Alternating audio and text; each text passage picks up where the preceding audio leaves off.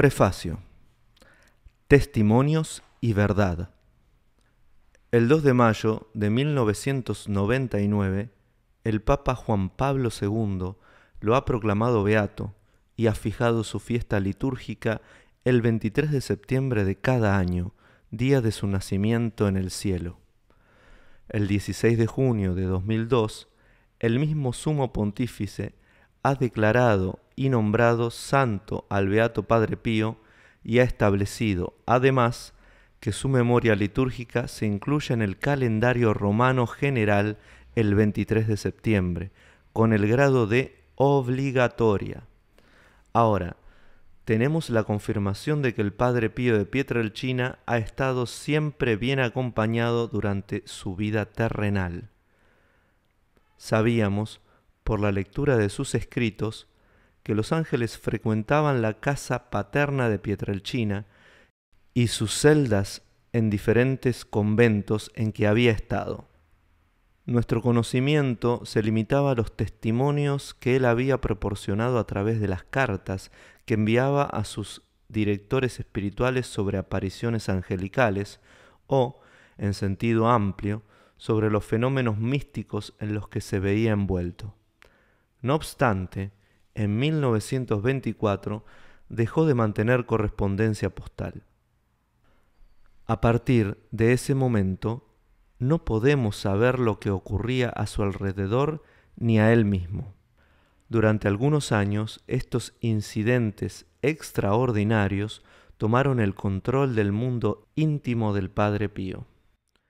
Las relaciones y la correspondencia entre Roma y San Giovanni Rotondo, las manifestaciones populares, las intrigas, las polémicas que se propagaban a nivel nacional e internacional han desviado la atención de sus observadores y de sus propios superiores del alma del Padre Pío, quien era visto como una persona amparada, protegida, condicionada, mortificada más como fraile capuchino estigmatizado que como sacerdote místico, llamado por el Señor para cumplir una misión audaz que se tendría que desarrollar completamente dentro de él, como el cometido de ayudar al Señor en la gran labor de la salvación humana. La riqueza y diversidad de su vida interior no se han visto turbadas, ciertamente, por los acontecimientos que sucedían a su alrededor y que nosotros desconocíamos, porque la puerta de su corazón estaba cerrada por fuera. A decir verdad, hasta ahora pocas personas sabían de la existencia del universo interior del Padre Pío. Para la mayor parte de la gente, el misterio y la santidad del Padre Pío eran los estigmas y los hechos extraordinarios que se contaban. Ahora nosotros, tras haber leído sus cartas y estudiado y comparado atentamente sus obras y acciones, podemos afirmar que las estigmas y los acontecimientos extraordinarios eran consecuencia de su santidad, no la causa que los motivaba. Sin embargo, incluso nosotros, que no conocemos directamente de su mano el decurso de la historia de su alma, nos hemos dejado vencer por los acontecimientos excepcionales que satisfacen nuestra curiosidad sin añadir ni detraer nada de su vida íntima y distraen nuestra atención de su itinerario místico. Por esta razón, parecía que los ángeles de Padre Pío habían corrido la misma suerte. Su historia, en efecto, finaliza oficialmente en 1924. Aparentaba que incluso ellos tendrían que haber obedecido a los superiores del fraile que custodiaban. Consolaban y ayudaban en su camino por la confusa senda del interior de su alma, en su sufrimiento y en su lucha contra los demonios. Sí, también en la lucha contra los demonios, porque donde están unos, están siempre los otros. E incluso en 1924 parecía que los demonios habían suspendido su lucha contra el fraile capuchino. Así lo parecía porque la pena de Padre Pío aparentaba haber llegado a su fin. Y si así fuese, los demás no podían saberlo, porque los ángeles, buenos y malos, seres incorpóreos, son invisibles al ojo humano. Naturalmente, aquellos que conocían las historias de los santos y de los místicos podían suponer que la vida de Padre Pío seguía desarrollándose como lo hacía antes.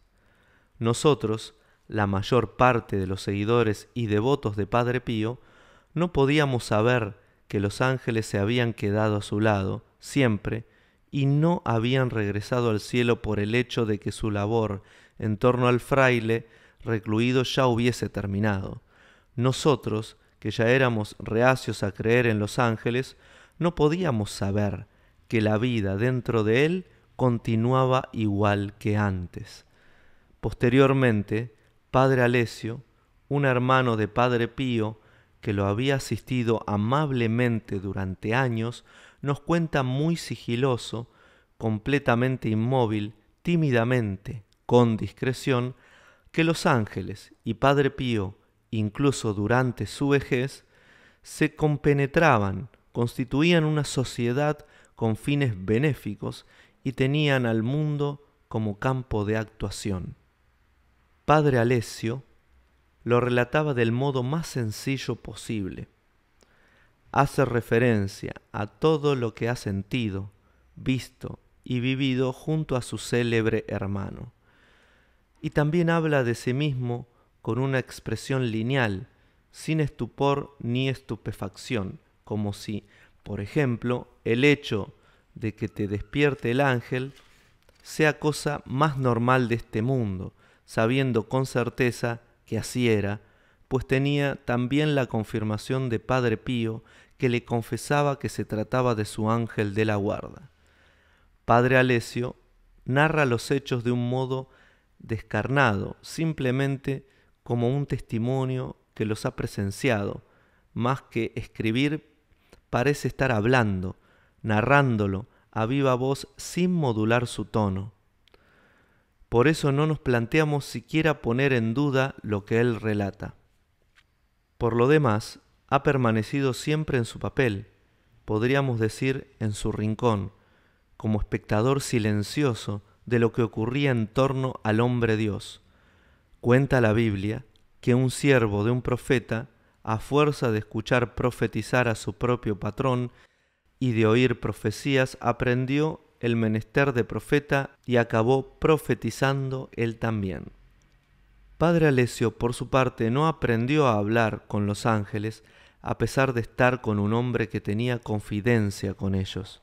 No obstante, descubrió que él también poseía un ángel de la guarda, que le servía, como les ocurría a los otros hijos espirituales del Padre Pío.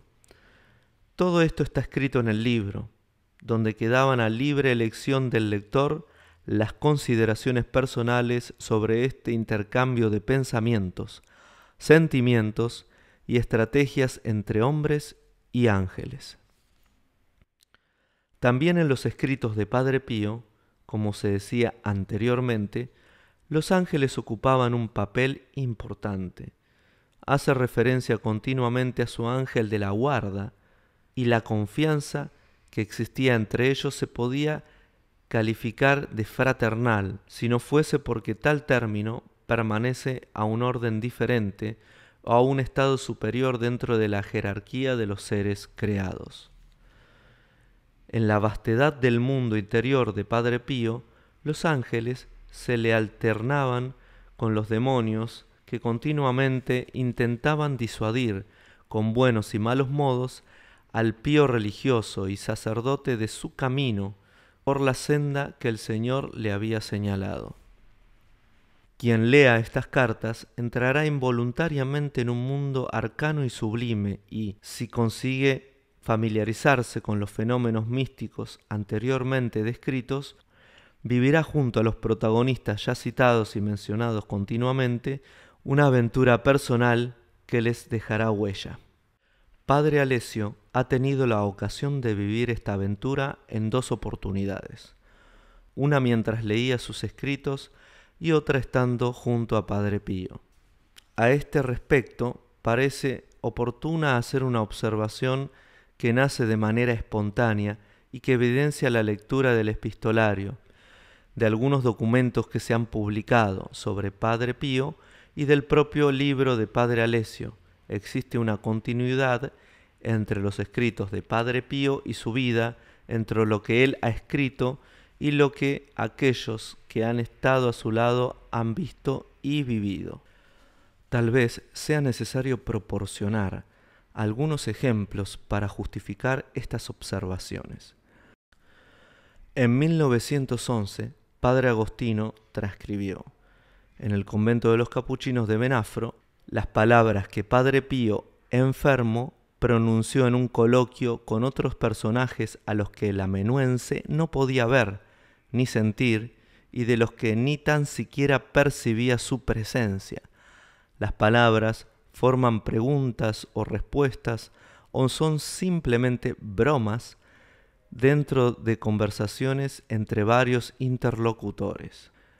Padre Paolino también ha sido testimonio de una conversación similar en San Giovanni Rotondo, en el año 1918. Es más, en este caso Padre Pío, sorprendido por la presencia del hermano en su celda y con la sospecha de que hubiese podido ver u oír algo, intentaba asegurarse de que se equivocaba en sus sospechas haciéndole preguntas más precisas. «Paolino, ¿estás aquí? ¿Y por qué?» Paolino respondió que también a él le sorprendía el hecho de estar allí, pero que, mientras se encontraba en la celda, el cansancio le había hecho dormir. «¿Pero cuánto tiempo llevas despierto? ¿Has visto algo? ¿Has sentido algo mientras estabas aquí?» Padre Paolino tranquilizó al hermano con un sinfín de palabras y, entre el embrollo de vocablos, escondió una mentira. Padre Alessio ha sido testimonio de una escena semejante entre los años 1965 y 1968. De hecho, al estar en la celda de Padre Pío, él también escuchaba aquellas frases inacabadas, aquellas respuestas que suponían una pregunta y aquellas preguntas que pendían respuesta o aquellas expresiones de fascinación y satisfacción características de conversaciones entre varias personas. Padre Alessio no transcribió nada, no estaba maravillado, lo metió todo en su almacén mental donde guardaba todo aquello que no conseguía explicar. Por otra parte, pensaba, es inútil intentar comprender algo que no se puede comprender. Cosas de Padre Pío, se justificaba, cosa de santos. Es de destacar que los tres espectadores no se conocían ni se contaban entre ellos sus experiencias sobre las visiones del Padre Pío. Dada su reticencia típica de los frailes y la distancia de los acontecimientos en el tiempo. Solo después de la muerte de Padre Pío se han hecho públicos sus testimonios. Otro ejemplo relacionado con el ángel de la guarda, el 28 de julio de 1913, Padre Pío escribió a Padre Benedetto diciéndole que le había enviado a su ángel de la guarda para consolarlo. Padre Alessio y otros hermanos afirmaban que Padre Pío hacía viajar siempre a su ángel de la guarda. Padre Pío escribe acerca de los maltratos que recibía por parte de los diablos. Padre Alessio cuenta que algunas veces Padre Pío le había pedido que no se alejase de la celda porque los diablos no lo dejaban en paz. Escribe el biógrafo oficial, Padre Alessandro, que al principio de los años 20, Padre Pío, después de que se le prohibiese responder a las cartas que recibía, respondía a las hijas espirituales que le preguntaban cómo podía comunicarse con él. Él respondía, «Mándame a vuestro ángel de la guarda». Padre Alessio titula su libro «Mándame a tu ángel de la guarda», retomando la invitación que Padre Pío repetía con frecuencia a sus hijos espirituales. Todo esto demuestra que en la vida de Padre Pío ha existido una continuidad ininterrumpida entre las diversas edades o periodos de su existencia, entre aquello que ocurría en él y en torno a él en Pietrelcina, Foggia, San Giovanni Rotondo, entre aquel que escribía a sus directores espirituales y aquel al que observaban sus hermanos, quienes, entre otras cosas, ignoraban sus escritos.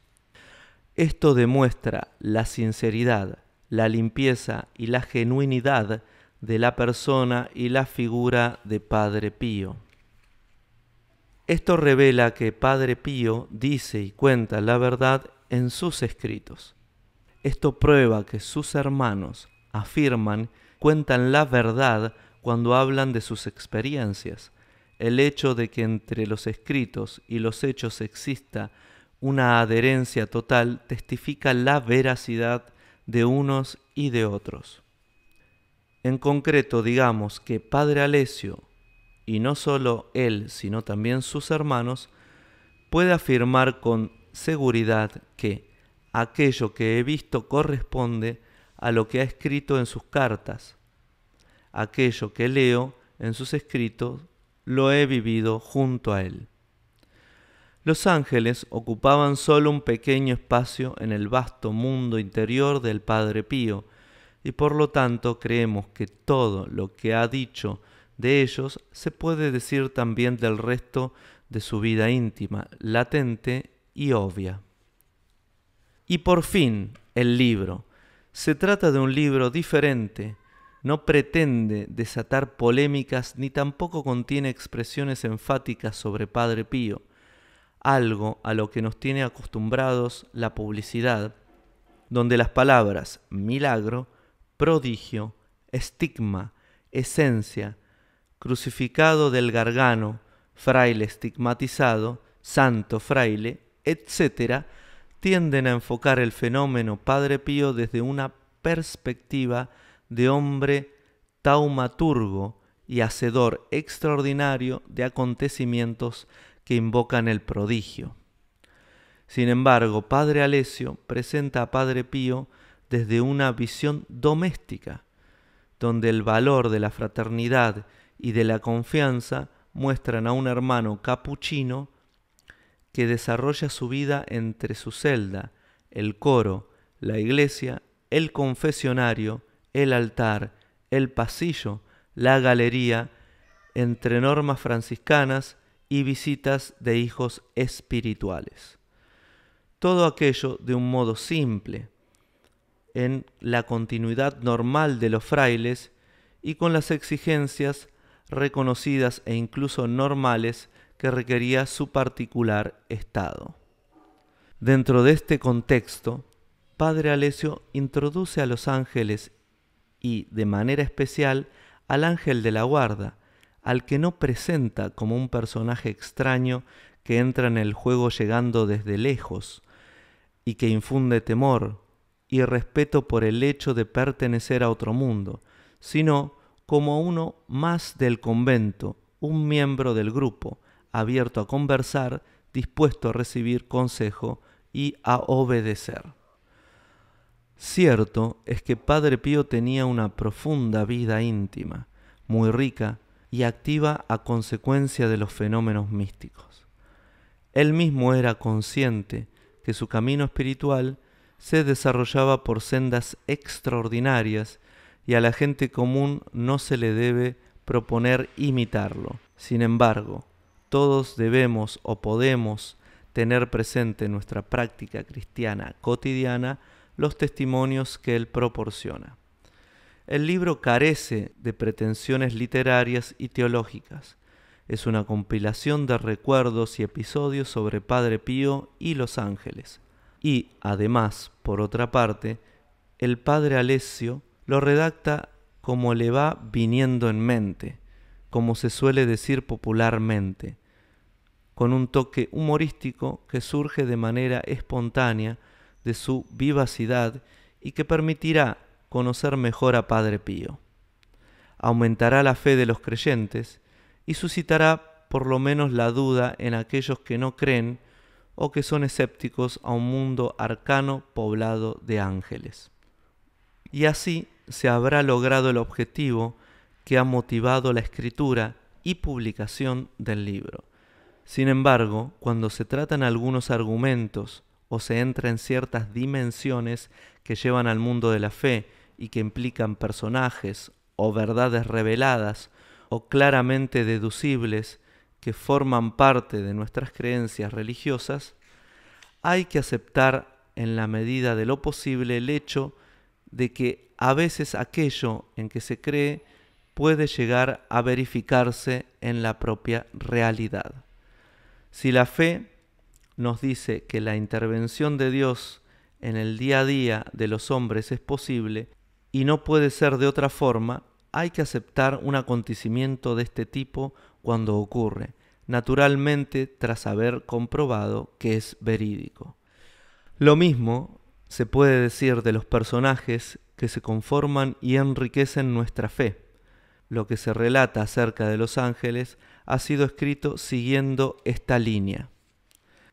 Padre Pío ha tenido personalmente, repetimos, muchas experiencias con los ángeles y por ello estaba, en cierto sentido, acostumbrado a este tipo de situaciones.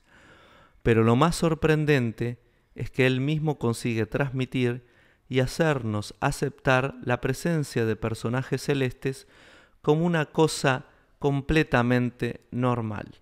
Quizás se trate de otro milagro del hombre de Dios, un milagro que se ha transmitido a través de medios ordinarios por los pasillos del convento y las calles arcanas que lo unían a sus hijos espirituales repartidos por el mundo.